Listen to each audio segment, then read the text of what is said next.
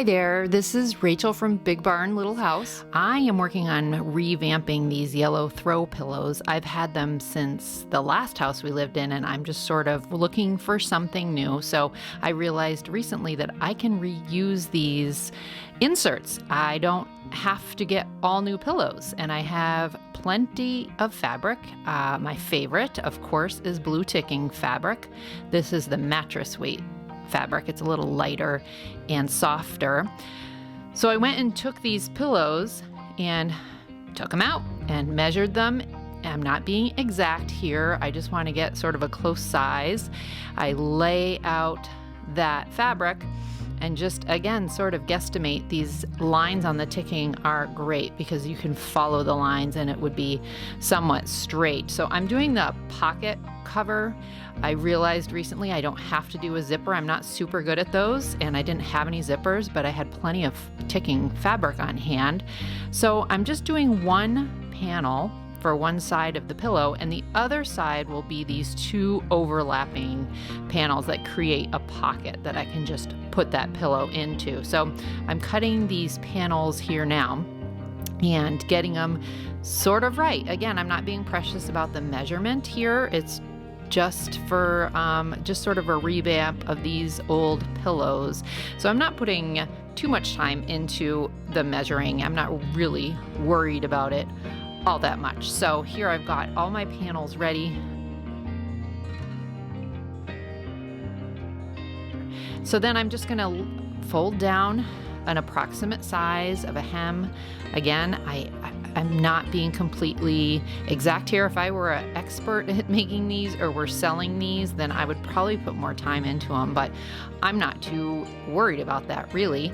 I just want to make these pillows look better. So I'm just folding down these hems on each side just to create a hem on the inside. I did measure it just to make sure I'm sort of on track here and wanted to get them a little bit close to the measurement that I had for the pillow.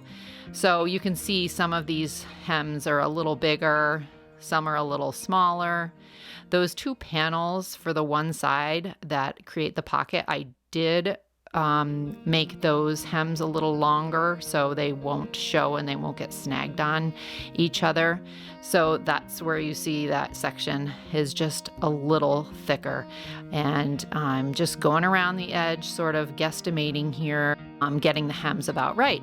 So the only thing I pre-sew is those bigger hems that are on the overlapping panels of the back of the pillow. So I just want to get those sewed beforehand, just because those you won't be able to sew after you get all the sides put together. So here I am just sewing those hems together, making sure that all the hems are sort of in the right direction. And then I lay them out here on the ironing board. I put that big panel and those two smaller panels with the right side together because I am going to be turning these inside out. So I go ahead and pin those together just around the edges, just to get them ready and hold them in place. Again, they're not really exact. I just wanted to make sure the edges line up. It's really good enough for me at this point with this project. I'm not putting too much time or money or effort into it, but I do love the look of blue ticking. I'm a sucker for blue ticking. I don't know, there's something about it. I just love it. So here I am still just pinning around the edges, getting it ready to put in the sewing machine.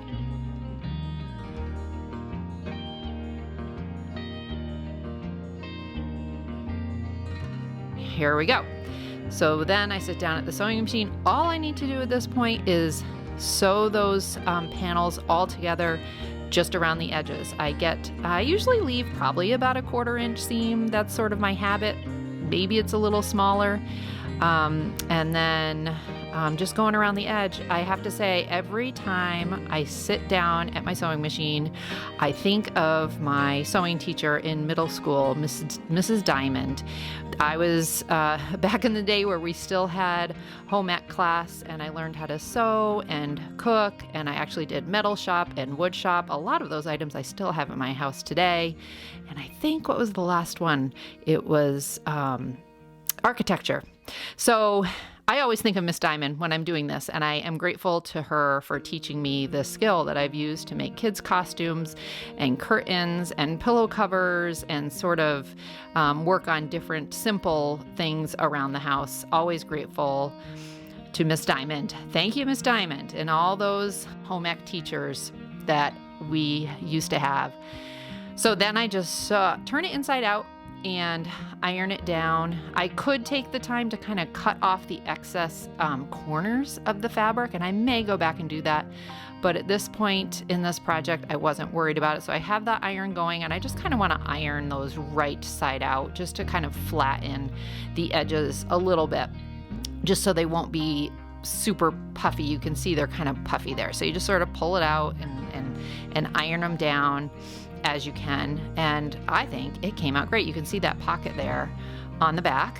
I love the look. So here I am just putting the pillow insert, old, it's kind of flat, kind of ratty, but I didn't want to buy a new one for this project. So here I am just kind of putting it in there, and it's a little snug, but I kind of like that. So I don't mind the look. I love it, and it took me all of 10 minutes to do, and I think it looks great here on the couch. I'm liking it better than that yellow color that I had before. So it looks cute here. It looks cute here up against my Bob She's Old quilt and some old needlepoint things we have. It did get me thinking about this little quilt I have that someone made for one of the kids when they were born. I'm going to make some pillows out of that too. Thanks for joining me here. I hope this encouraged you to just sort of wing it with your sewing projects. Doesn't have to be perfect.